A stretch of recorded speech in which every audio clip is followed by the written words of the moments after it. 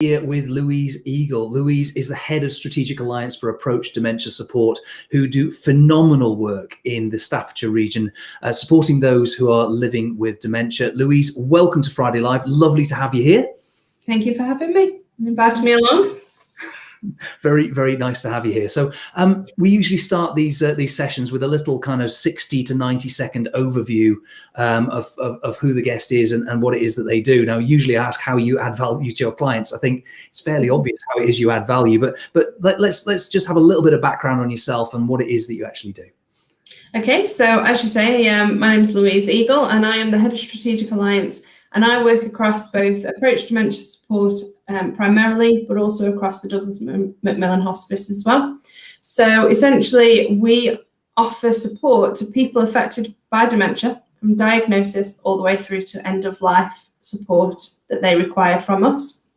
And we support both the person who's living with the dementia diagnosis, but also their carer, family, friends, anybody that needs to access us for advice, guidance, and support to enable them to live as positively and as well as they can whilst having that dementia affecting their lives. Absolutely fantastic. Thank you very much. That's a really nicely phrased introduction. And just talking about the phraseology, I mean, when I came on dementia awareness training, which you kindly facilitated, I mean, one of the things that struck me actually was how important language is when it comes to addressing this kind of area. And one of the things that I stupidly had been guilty of was discussing people who were suffering with dementia. Now, that's not a phrase that we really sort of recognise or use. So, I mean, you use the phrase there of people living with the dementia diagnosis. I mean, just talk a little bit about the language and the phraseology around that. Yes. So many years ago, we would have talked about suffering. We talk about people wandering. We talk about people having challenging behaviours and being challenging when they've got a dementia diagnosis. But actually what we now talk about is we talk about the person who's living with that condition, because they are living with it. It isn't a condition that can be cured. There's no cure for it. It is progressive. So they will progressively get worse along that journey, some quicker than others. But everybody will progress along that journey. So what we now talk about is living with the dementia diagnosis, and actually what that then enables is people like ourselves who haven't got a dementia diagnosis actually understanding that we can change how we interact with that person, and it's not all about what the person is displaying and how the person's behaving. Actually, if that person is confused or is displaying being sort of scared or worried about something, we can adapt how we are with that person, and that's how we can enable them to live the best life that they can live with that dementia diagnosis. Absolutely fantastic. Thank you for that. And we'll come on to talk a little bit in a while about what some of those symptoms actually are. But I mean, before we do that, it would be really useful, I think, maybe to just give a bit of context around, I suppose, how big a challenge this actually is. I mean, could you share a few numbers, statistics? How big a demand is there for the kinds of services that you actually provide? Absolutely. So a couple of years ago, so 2018, dementia did overtake heart failure as the leading cause of death. So we're now seeing that as actually the biggest cause of death put on people's death certificates. We currently have about 850,000 people in the UK living with a dementia diagnosis. By 2040, that shall rise to about 1.6 million people who will have a dementia. What we currently say is 1 in 3 people who are born today will go on to develop dementia in their lifetime. And at any one time, 1 in 14 people over the age of 65 have got a dementia diagnosis. And then locally, we're looking at approximately 12,000 people in Staffordshire who've got a dementia diagnosis. And that is only set to increase by sort of 30 to 40% in the next decade as the population ages. we're going to see those figures going up. And as people are getting a more understanding about dementia and actually going and getting a diagnosis, because ultimately these are only the figures of people who have actually got a diagnosis and have gone through that process. So there will be people out there that are still living with the symptoms, still living with the condition, but possibly haven't gone on to get that diagnosis.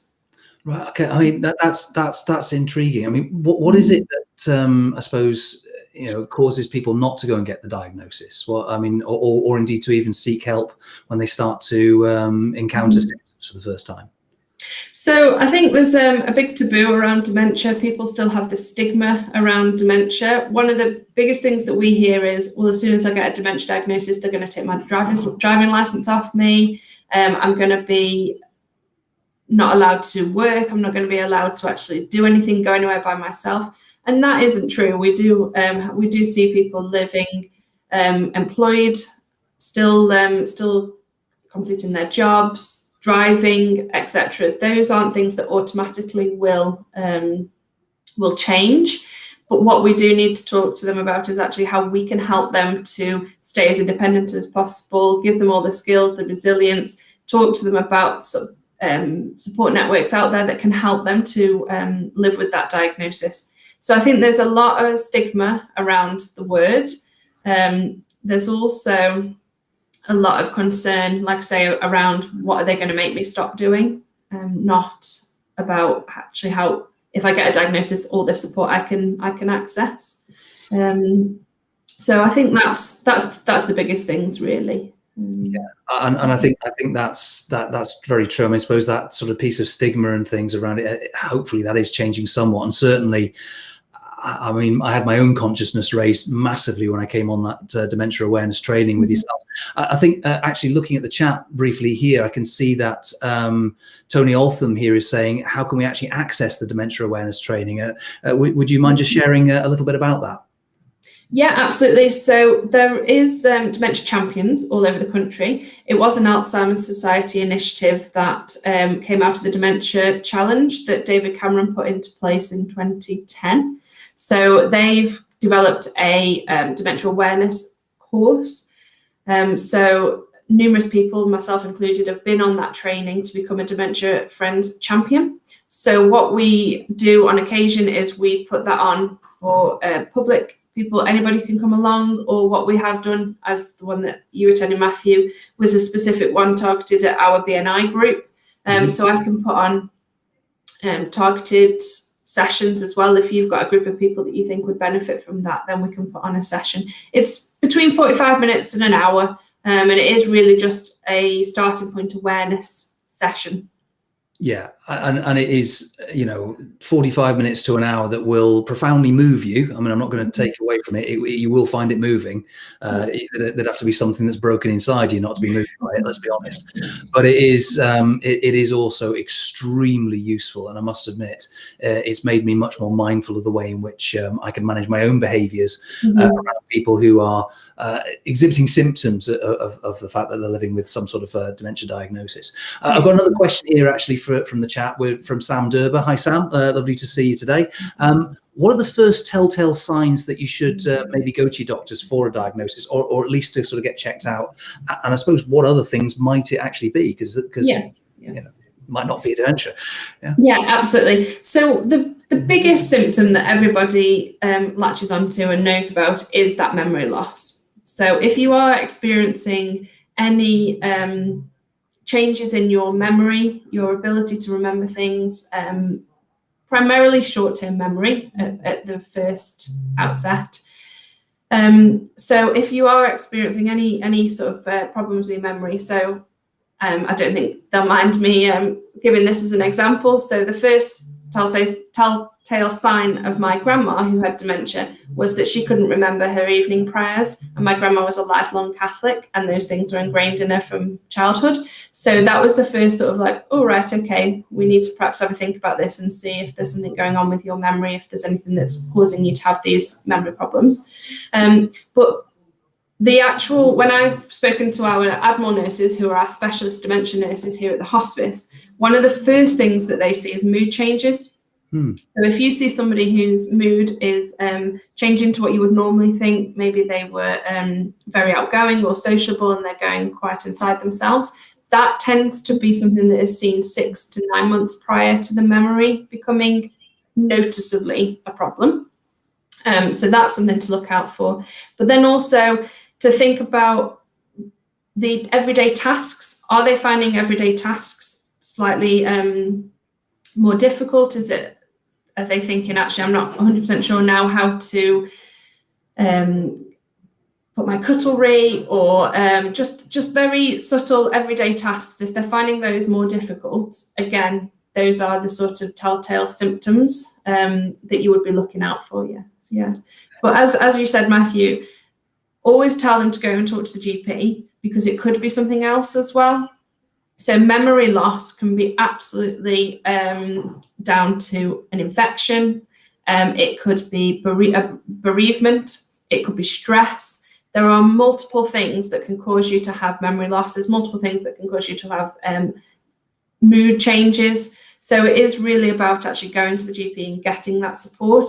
And if they do feel after their assessment that you do need to go into memory clinic and have that go along that memory pathway, then again, it's about working with the professionals and seeing what is out there that can support you as well if you do go on to get the dementia diagnosis. So we do have some people that get sort of an earlier dementia diagnosis where they aren't completely getting that diagnosis yet, but they are showing signs of that development and that progression. So again, if you know about it, you can actually start to seek support and also support your loved one. I think that's really valuable advice. I mean, ultimately, the diagnosis is always going to be scary. Getting any kind of diagnosis is scary, but better to know what it is so that you can actually help to manage it. And that really kind of leads into the next question I've got, which again comes from Tony. He said in the chat that a friend of his has actually recently spoken about his diagnosis, and he'd like to know, as in Tony would like to know, how he can help his friend. Are there any sort of top sort of ways in which you can help him? I mean, I guess coming on the awareness training would probably be a good start. Yeah, absolutely. So there's the awareness training. If that person is still working, it might be that we could go in and help the employer with any adaptations that are required, or any support for the employer to understand how they can help. We have done that. If I'm honest, clinical people, not myself, people who've got that clinical knowledge as well, would go in and help. There's lots of assistive technology, thousands of pieces of assistive technology now that can help people to live a more independent life for longer. But really, it's for Tony himself, it's about being open, not shutting off, not getting, because again, we hear a lot of people say, well, they've got a dementia diagnosis, I don't know how to talk to them anymore. Well, actually, you can still absolutely engage with them how you would normally engage with them and have done for many years. But it might come to a point where you actually have to perhaps learn to understand. They might ask you the same question over again. They might tell you the same story. And it's not about shooting them down and saying, you've already told me that, why are we discussing this again? But also we'd say about going into their reality. So as that condition progresses, it's about understanding actually their reality could be something very different to your reality, because that is where they are in their sort of every day. They might think that it's 10 years ago, they might think it's 30 years ago. They might be asking you where their keys are, and actually they don't have their keys. So it's about just going along that journey with them, really. And everybody with dementia is completely individual. So whenever you've met somebody with dementia, you've only met one person with dementia. Everybody has and displays completely different symptoms, completely different ways of coping with the condition as well. So don't just expect to be able to learn how you support somebody. You've got to go along with their journey, and you've just got to enable yourself and allow yourself to actually be with that person. Yeah. Absolutely fantastic. That's really good. And I know Tony's dominating our chat today, which is great. Nice to see you there, Tony. As you know, Tony, for those of you who maybe tuned in a couple of weeks ago, Tony Altham is the executive director of BNI Business Networking International in the Staffordshire region, which means that he's sort of directly involved with just over 200 local businesses. And what he said here is that he'd be very pleased to facilitate a session of the Dementia Awareness training for all of those businesses, and he's used the phrase it would be his privilege to be involved. So I think we've got some great support there, which is lovely. Thank you for that. We've also got a lovely comment here from Sonia, also asking about the awareness training. I brought that up almost like as an aside, and yet it seems to be some dominating the chat a little bit here, which is great. Is the training available to all businesses? Absolutely, yes. So we put on the 45-minute to an hour training that is free to businesses. We have champions within our organisation that can do that. As I said, we can do that specifically for one business if they've got multiple people who would benefit from it. It's particularly useful for customer service, forward-facing organisations. So if anybody's got retail shops or they engage with the community in any way, then it's really useful for that, because it, again, highlights some really interesting sort of examples that can enable you to think, actually, they're not trying to just wind me up in my day. They are perhaps have got something that I need to support them with. And then what we can also do is we can put on some bespoke training. So Gaynor, our trainer at Approach, she has put on training for people like dentist surgeries, and they are more in depth, so maybe 2 or 3 hours. I'm trying to think, she's put on sessions for multiple businesses, and I can't think now, but the dentists were one particular quite large cohort that we supported. And what we also offer is we can offer, again, Gaynor and the team have got expertise. They can come out to your premises, see if they're dementia friendly. I appreciate we're living during COVID at the moment and there are not many premises open. But when we're now coming out of it, then we can go in and help and support you if you think, actually, I need to make my work environment more dementia friendly, then we'll be able to support with that as well. Yeah. And it's interesting. You talk about the retail and the customer facing environments, and 20 years of my life I spent in retail, albeit, I was one of those, people who lived in an office rather than actually at the shop. And I did go behind a till every now and again, But one of the things that when I was doing the awareness training, it really sort of struck out to me was actually a lot of shops, and sad to say, many of the ones that actually I used to be responsible for, we had those kind of big industrial rubberized black mats that you put in the doorway, in the sort of vestibule area, which are, pretty hard wearing because, of course, people are coming in from outside and they're tramping stuff in and out of the shop premises. But, sometimes if somebody is living with dementia, then actually, because their perception and their depth perception and everything else is completely and utterly affected by the condition, it can be that actually they perceive that black mat as almost being like a deep, dark hole. So when they stop at the edge of it, it's not because they're suddenly just being, a little bit confused or something like that. And having all these people rushing past them and tutting is not really all that helpful. Actually, they think they're about to fall down a deep, dark hole, which is a terrifying thought, really. And if that, that's sort of that's their perception of things. So, having a little more awareness about the way in which this can affect their reality is huge. And certainly I find it profound. Moving on to the kinds of things that Approach does, and I know you do a huge number of different things, and the services you offer are pretty wide ranging, but would you mind just giving us a quick high level view of the sorts of things you actually do to support people? Yes, so we've talked quite a lot about the business side of things, and we can increase people's awareness, which is a key task for everybody across the country, including Approach. But what we have two main strands, really. We support people that are living with dementia, so we have one-to-one support that people can access, which is a support worker goes out once a week or twice a week, however often the person would like somebody to come out with them to the community to access groups or go shopping or just go for a walk, fishing, all sorts of things. Snooker, we've had somebody wanted to go snooker hall and play snooker, but they just need that extra bit of support. because they've perhaps gone now further down their dementia journey.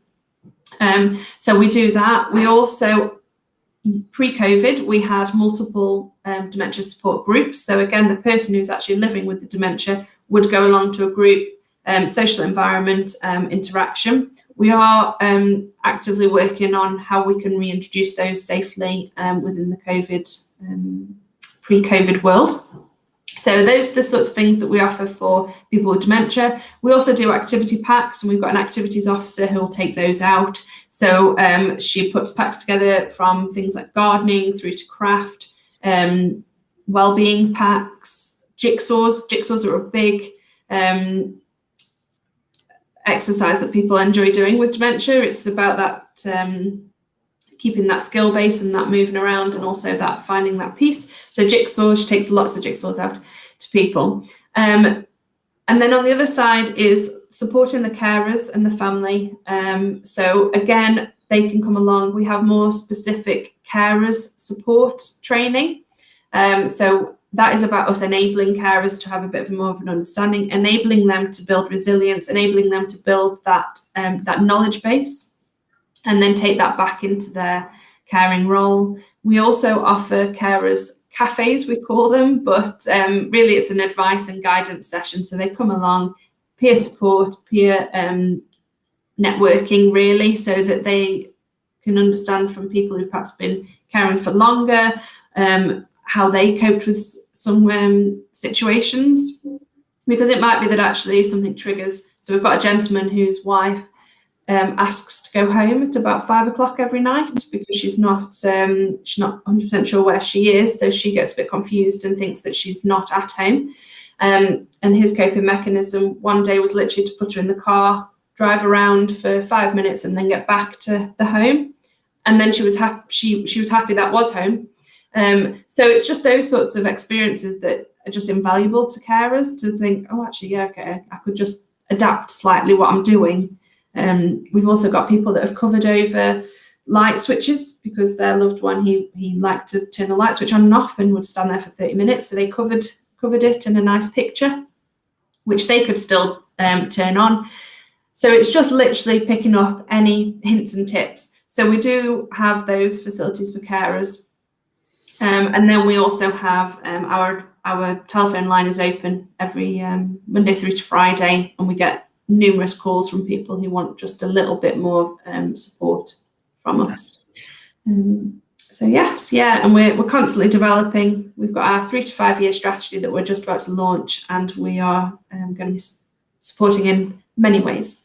Absolutely fantastic. I mean, the work that you do is absolutely invaluable, and it genuinely is amazing what you do to support people, and on a relatively small budget as well. So it is no accident that I've put up a little tab just below here, which I'm going to draw people's attention to. Don't normally do this on Friday Live, but I think this is a little bit of a different one. I'm not talking about sales and marketing and stuff today. So there is a donation link there. So please do go to the Approach website, and if you can, then do donate, because it's a voluntary organisation. They do survive on donations and fundraising. On which subject? I do believe you've got a number of different things coming up, and I do believe it's National Dementia Action Week coming up very shortly as well. So tell us a bit about that.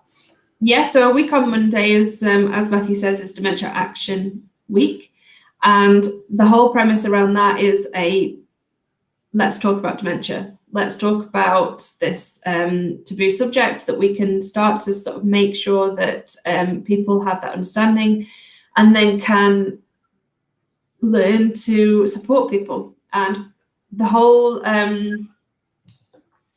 national initiative at the moment is around dementia-friendly cities. So Stoke-on-Trent in particular is striving to become a dementia-friendly city. And with that, we need everybody that lives in Stoke-on-Trent to understand and to have this awareness. So that's one of the big messages to take out of Dementia Action Week, but also it is around the symptoms. And we've seen diagnosis rates decline over the COVID period because people aren't going out to the GP, perhaps just aren't accessing that support there from the GP. So again, the other big message out of this Dementia Action Week is if you feel yourself are displaying some of the symptoms, or if you feel that one of your loved ones is displaying symptoms, then please do ask them to go and speak to the GP. So that's happening a week on Monday for the whole week. So there'll be quite a lot going on around social media. So if you can share that and put that out to people. And then from a fundraising point of view, we've got lots of things coming up over the coming year. But on Monday, we'll be launching our sports auction. So we've got lots of items that have been signed by sports players, cricket, football, Eddie Hall, etc. So again, please do look out for our social media pages and see what you can bid on in there.